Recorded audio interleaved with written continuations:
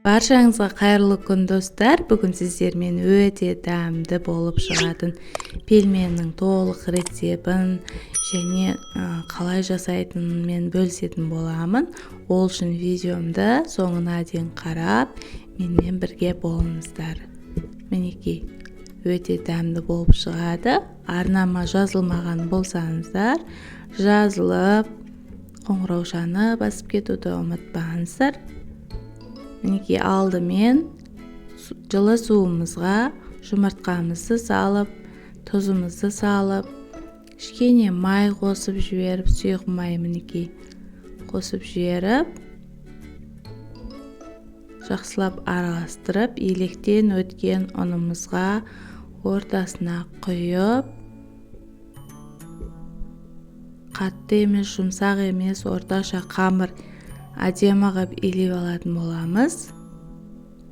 Дәл менің видео рецебімдегідей жасап көрсеңіздер болады. Өте дәмді, керемет болып шығады. Мінекей қамырымыз дайын болды және 10-15 минутқа қойып қоямыз. 10-15 минуттан кейін тағы 2 мәрте солай қамырымызды қайтарып алатын боламыз. Мінекей фаршымызға пияз және тұз бұрыш қосатын боламыз және пиязымыз өлгенше қатты араластырып алатын боламыз. Қасықпен араластырсаңыз да болады. Мен қолмен араластырдым, маған өйткені қолмен оңай. Мінекей қамырымызды 2 бөлікке бөліп алдым. Өйткені жұмыс жасауға жақсы.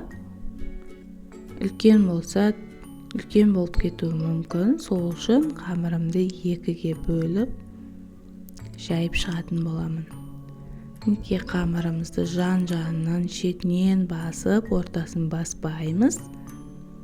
Осындай теп-тегіс қамыр жайып алатын боламыз. Кішкене ұн сеуіп жіберіп, тағы да осылай шетінен басып, қатты салмақ салмаймыз.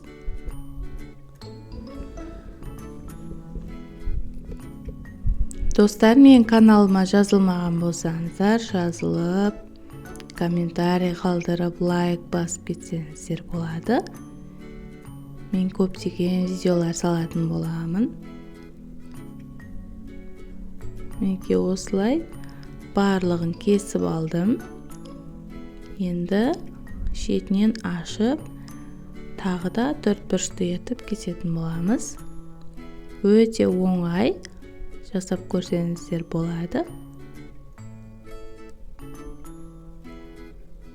Салмамызды дайындап қойдық. Енді ішіне салмасын салып, осылай түйіп шығатын боламыз.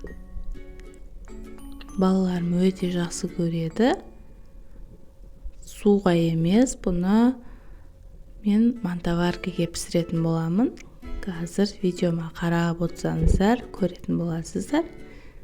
Мінекей мантоваркаға булап пісіретін боламын. Дана-дана өте дәмді болып шығады. Осылай легенге салып, тарелкаға салып, бетіне пияз болмаса майонезге кетчуп салып жесеңіздер болады. Өте дәмді болып шығады. Мінекей арнама тіркеліп, қоңыраушаны басып кетуді ұмытпаңыздар. Ас болсын.